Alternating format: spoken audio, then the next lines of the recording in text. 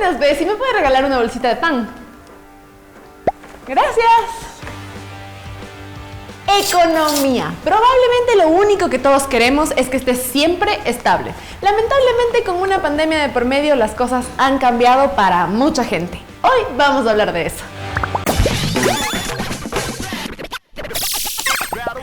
Este frasco que está aquí representa mucho para mí. No son solamente todos los ahorros de mi vida, sino que son una lección. Antes este frasco estaba lleno. No obstante, cuando la pandemia golpeó, hubo muchos momentos donde estos ahorros nos salvaron de pasarla mal. Es verdad que ahora no podré comprarme una nueva super cámara que quería, pero logré algo más importante, que fue ayudar a mi familia. Antes de comenzar con la clase económica pandémica, quiero que pienses en cómo afectó a la economía de tu hogar esta pandemia. Probablemente pasamos por momentos muy similares. Las epidemias a lo largo de la historia han tenido efectos negativos en la economía. Sin embargo, la del COVID-19 ha tenido efectos superiores a otros eventos del pasado. En el mundo se perciben crisis en diversos sectores: salud, economía, social, política, entre otros, que tienen repercusiones de manera instantánea en las finanzas familiares. Han sido muchos hogares los que recibieron de manera frontal esta situación que afecta a sus ingresos.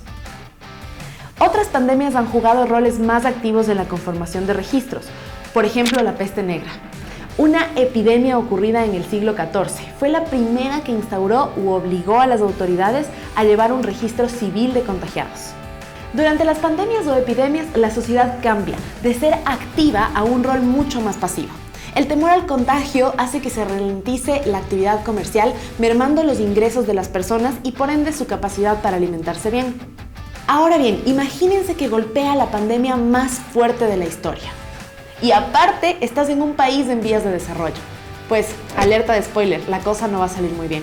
Las emergencias sanitarias llegan inesperadamente, por lo que es necesario aprender de estos eventos para contar con capacidades y conocimientos que sirvan en la atención rápida y eficaz ante una futura eventualidad o amenaza.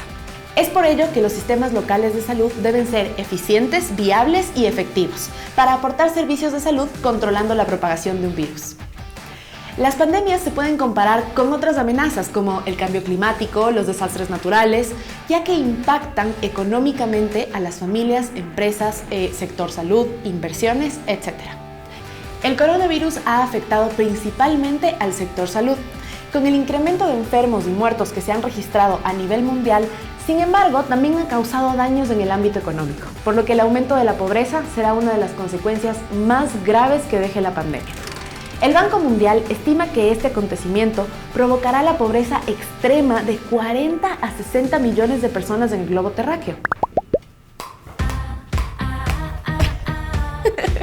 Por otra parte, el Banco Mundial también ha informado que los 2.000 millones de trabajadores del sector informal a nivel internacional son los más afectados por el COVID-19. Asimismo, expone que los sectores más vulnerables han sido servicios de hotelería y restaurantes, la industria manufacturera, más de 500 millones de agricultores, entre otros. Al mismo tiempo, en América Latina se han implementado varias medidas para proteger a la sociedad en general, pero en particular aquellas que se encuentran en condiciones de vulnerabilidad. Las principales medidas que se han implementado son la entrega de alimentos y la creación de nuevas transferencias monetarias. Oxfam propone dos soluciones a la crisis económica familiar, las cuales son: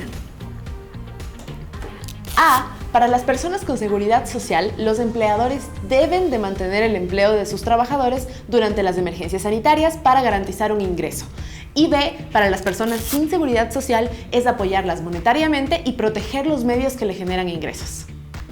Sin embargo, en América Latina y el Caribe, la pobreza extrema y la desigualdad social crecerán aún más, por lo que habrá un debilitamiento en la cohesión social y manifestaciones por parte de la población. El crecimiento de la pobreza en el año 2021 fue de 32.1% y la pobreza extrema de 13.8% en el caso específico de Ecuador. Se pronostica en un escenario alto un incremento de la pobreza del 27.7% y para la pobreza extrema del 10.5%. En conclusión, el gran impacto que ha tenido el COVID-19 en la economía mundial es más fuerte que las pandemias que surgieron durante el siglo XXI. Asimismo, también tiene repercusiones en la salud de muchas personas, provocando miles de muertes en todo el mundo. Es por esto por lo que los países tuvieron que preocuparse por el sector de la salud, en cómo ayudarlo e implementaron medidas que ayudaron a las familias más afectadas por esta crisis sanitaria. Muchas personas han perdido su empleo o han reducido su presupuesto, por lo tanto, el COVID-19 ha tenido un gran impacto en la economía familiar, provocando que la pobreza internacional vaya en aumento. Así que las múltiples familias no pudieron guardar más del confinamiento, porque necesitaban salir a trabajar, debido a que no contaban con los recursos necesarios para esperar a que todo vuelva a la normalidad. Ciertos países como el nuestro ejecutaron un plan de vacunación y eso resultó en un buen desahogo para las familias comerciantes. No obstante, el daño no se reparaba tan fácilmente, porque las cosas habían subido de precio. En Ecuador, por ejemplo, el salario básico unificado es de $425, lo que hace difícil cubrir todas las necesidades que tiene una familia. Por otro lado, el grosor de las familias que dependen del comercio no llegan a ganar ni la mitad de eso. Luego, agrégales la pandemia en la que por obligación no pudieron trabajar.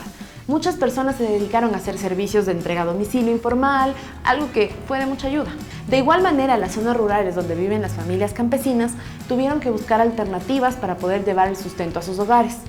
Y a pesar de las pérdidas humanas, alcanzamos a ver bondad en nuestra sociedad. Gente que compartía sus alimentos, que le hacía las compras a los ancianos de su barrio y que trataba de ayudar de toda manera en la que podía.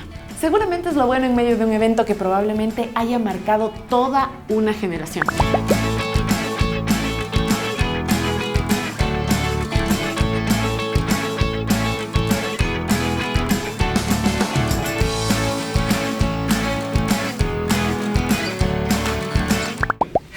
Pero basta de información y vamos a la acción. Después de la pandemia, me puse como meta tener un presupuesto base durante la semana.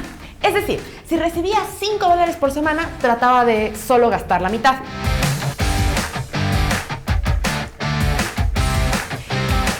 Esta mitad, que serían $2.50, se iría acumulando hasta el final del mes, donde podría sumarlo todo.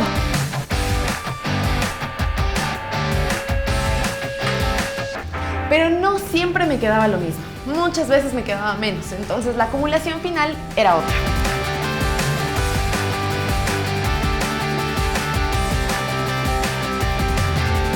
La magia de las matemáticas me permitía al menos tener fondos de ahorros que al final del mes me representaban a mí y a mi familia un fondo muy útil. Y ahora tengo una pregunta para ustedes. ¿Tienen algún presupuesto para sus finanzas? ¿Cómo afectó la pandemia la economía familiar? Es muy importante que entiendan y sepan cómo funcionan estas cosas, sobre todo porque en un futuro no muy lejano, nosotros seremos quienes estemos a cargo de un hogar. Ahora les traigo un ejercicio para sus mentes económicas. Conozcamos a Alicia. Ella ya no vive en el País de las Maravillas, sino que tiene un presupuesto limitado para sus gastos y necesita calcular. Ella dispone de $300 para compras, pero ya va gastando lo consiguiente.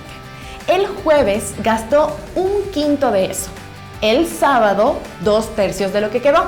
Ahora necesitamos saber cuánto le quedó a Alicia y si le alcanza para comprar el combustible que cuesta $56. Si tienen la respuesta, anótenla.